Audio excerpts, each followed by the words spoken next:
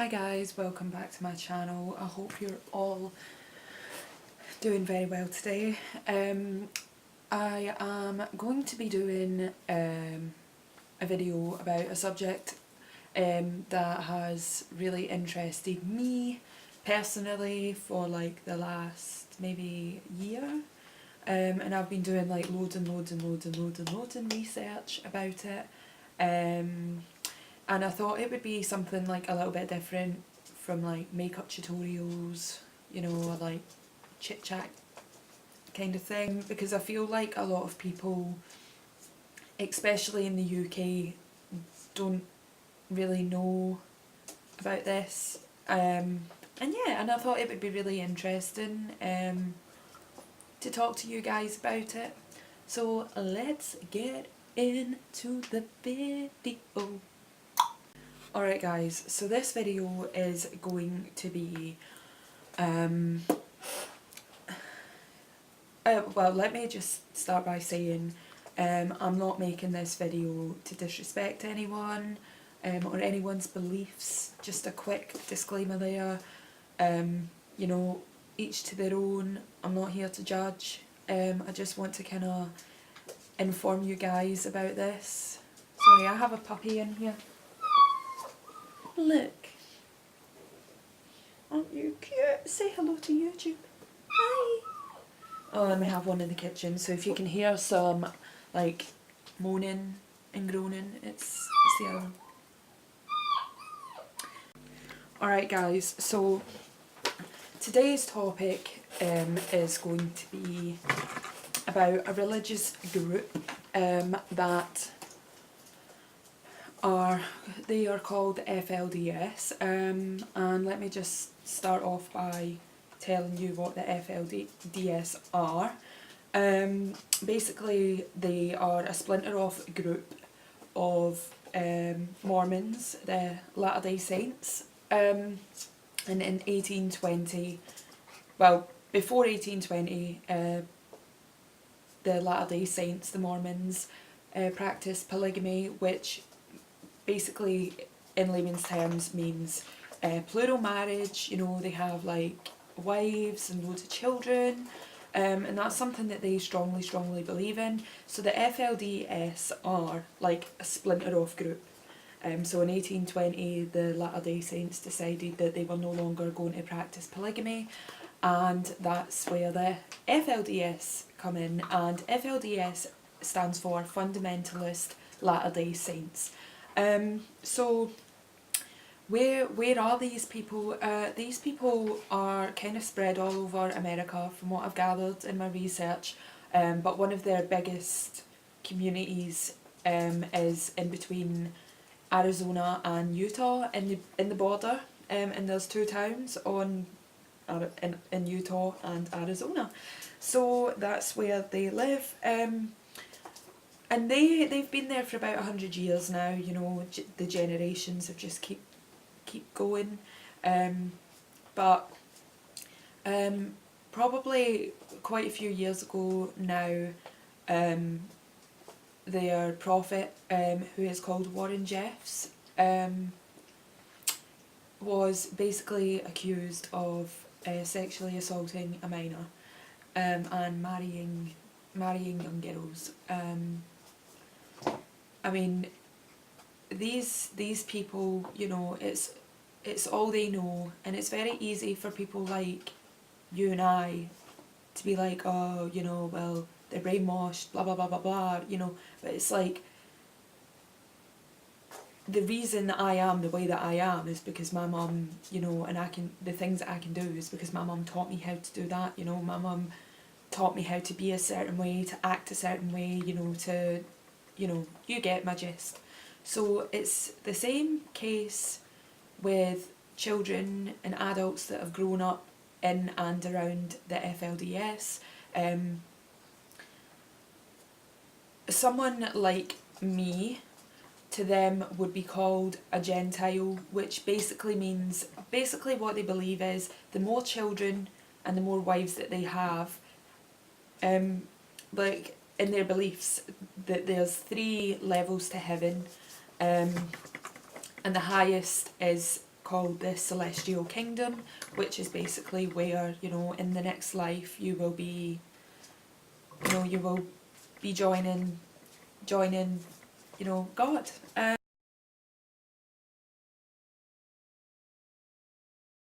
In the highest form.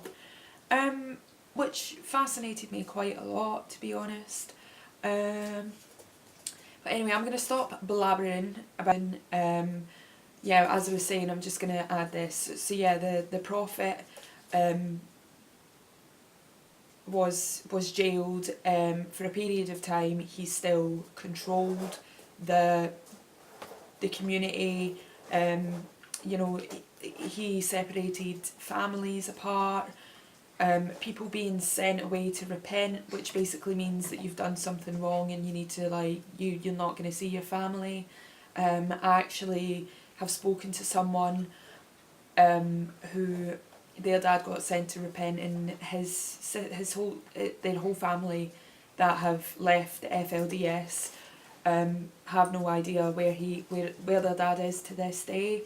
And this is, I mean, I feel like this is a massive epidemic for a massive community. I mean, when that started, there were over 10,000 members of that church, and now there are only about 1,500 to 2,000 residents that still reside there, so it's actually quite devastating. But what's more interesting is, as I was doing my research, I came across this woman called Christine Catus, and I will link her Instagram and all that down below if you want to check her profile out. But she, basically I just kind of reached out to her. I was like, I really want to change up my channel, like I don't know what to talk about, and I thought that this would be quite interesting. It really interested me, and I'm sure it will interest you guys too if you are into that sort of stuff. So yeah, basically I reached out to Christine because I'd been following her for quite a while, and I noticed that she has helped so many families, women, a lot of members leave the FLDS. They make it quite difficult for a lot of people to leave the FLDS, and once you leave, if you have family that are still in there, they will not talk to you. They turn, you know, like, that's it, like, they call that an apostate, which is basically someone who has gone against the faith. So, can you not? Sorry, these dogs. Anywho, so I reached out to Christine, and because this is something that really interested me, she has made a non-profit organisation to help people that have suffered oppression, you know, because these people really, like, dedicate everything that they have to the church, and from what I've saw, you know, what are they getting in return? They're being ripped away from their families, evicted from their houses. Like, these people, like, you know, it's like a secluded town. Like, it's like they live in their own world, if that makes sense. So, like, to come out into the modern world would be quite difficult. And, you know, most of them don't have, like, a proper education. Like, they've stopped being educated in, like, third grade, which I don't know what that would be in, like, the UK class, like, terminology, but yeah, so this is kind of like, I guess, an interview, but I FaceTimed Christine, so because she lives in Hilldale in Utah. You can Google this for yourselves. Yes, and she sent me some pictures, so I will, like, pop them in so you can, like, kind of see their environment and, like, how it would be different to come outside of that place, you know.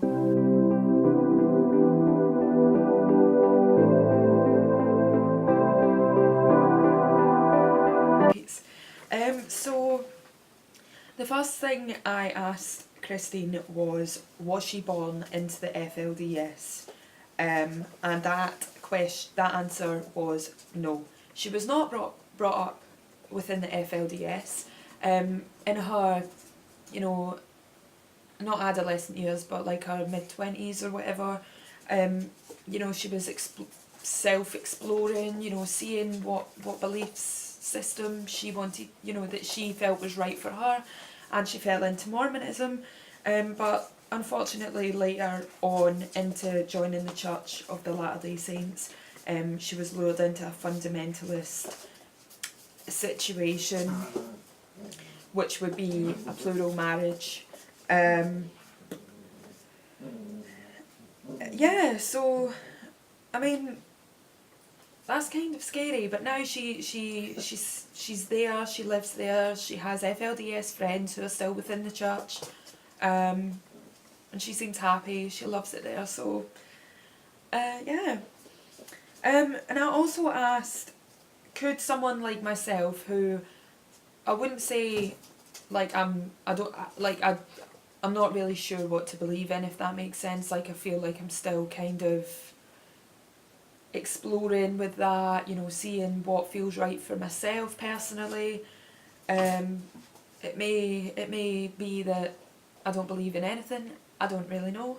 But someone like me, could they like convert to being a fundamentalist Latter-day Saint?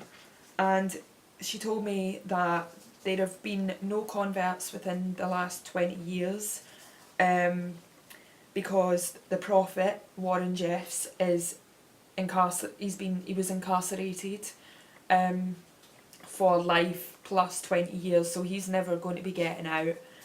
And basically no one but the prophet can baptise people into the church. So, I mean, I also found this quite interesting. My third question was, why do you think society in general, like in the society that I live in, like Western society, if I don't know, you know, why are they against the polygamous lifestyle? Personally, my opinion is, if it's between 3, 4, 5, 10, 20, 50, I don't know, consensual adults, and that is what they want, and they are happy with that situation, then personally I feel that there is nothing wrong with that. I feel like that's a personal choice, and I don't feel like the state or the government should have the right to dictate that. But again, that is just my personal opinion. Obviously there are laws, you know, of the land, and that's why they hid themselves away from general society, because people look down on them, judge them, you know, and it's sad. My fourth question was, do members still see Warren Jeffs as a prophet, and can you not, sorry, I've got puppies, can you not? You can join me. This is Baby. Baby, I love you, baby. I don't want to kiss you because I'll get lipstick on you. Go play over here. Sorry. So, do members still see Warren Jeffs as a prophet, and why do they think Gentiles are wicked? Because personally, I don't think I'm a horrible person. I see everyone as equals. It doesn't matter your religion, your colour, your sexuality, your gender. Like, as long as you're nice to me, I'm nice to you, and I welcome everyone into my life from all walks of life with open arms, you know.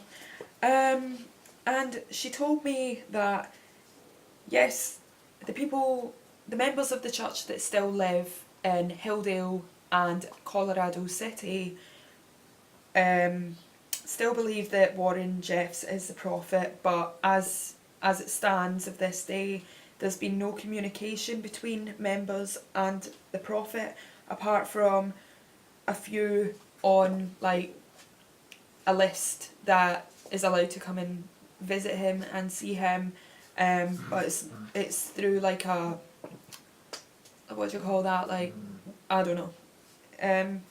There's been no marriages for 12 years and no children, because they only believe, like, between man and wife, that having sex should be done when the female is most fertile.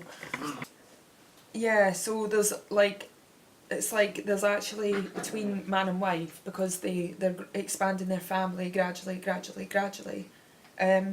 you know, they actually have less sex than most marriages, like, just are like two people. They don't believe that Warren Jeffs committed the crimes that he has been accused of and charged for. And basically, like, sex between man and wife is so sacred. Like, yeah, so basically, like, so sacred, you know, that it's like they're bringing God's children onto this planet, for the next life. Yeah, so, like, I was more interested as to why they think, like, people like me are wicked and nasty and evil, like, out to do people harm. And she said that, so, like, they don't like look down on us, but they just believe that people like me, because I'm not part of the faith, that that basically I wouldn't go to the third level of heaven, which again is called the celestial kingdom. And they believe that Gentiles won't go to the highest one. They also don't wear red, and that is because they want...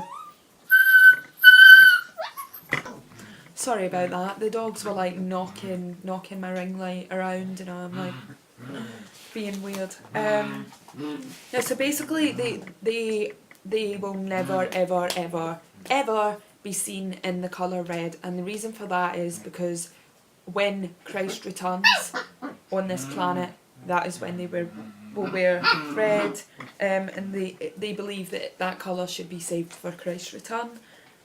And also another interesting fact about this polygamist society is, well, in the FLDS especially, they have what is called a seed bearer, which is basically,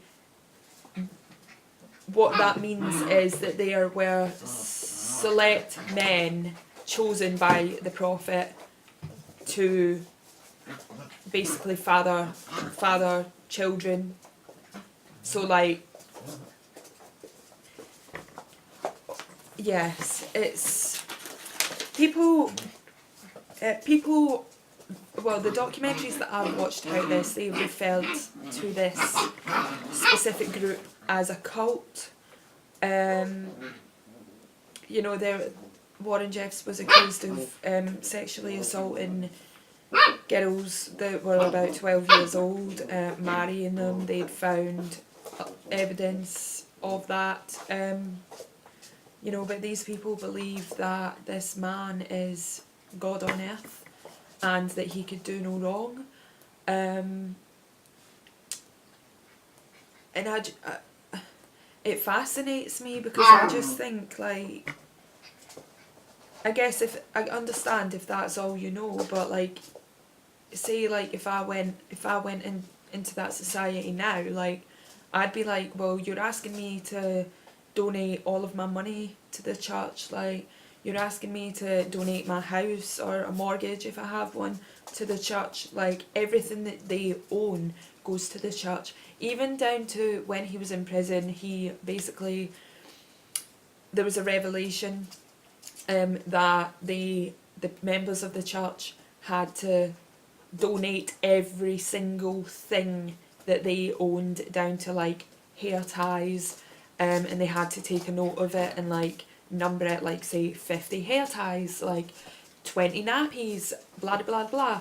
And they were all basically taken into the church's storeroom, and they would be like handed out as and when you needed them. So it was more like it was supposed to be like a communal environment, which I do understand that, like, you know, share everything, make the world a better place.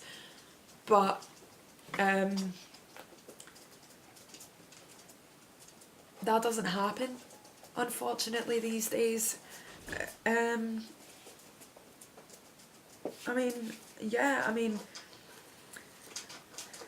I personally think if this video interests you, then I would do a lot of research on it, because it is so interesting.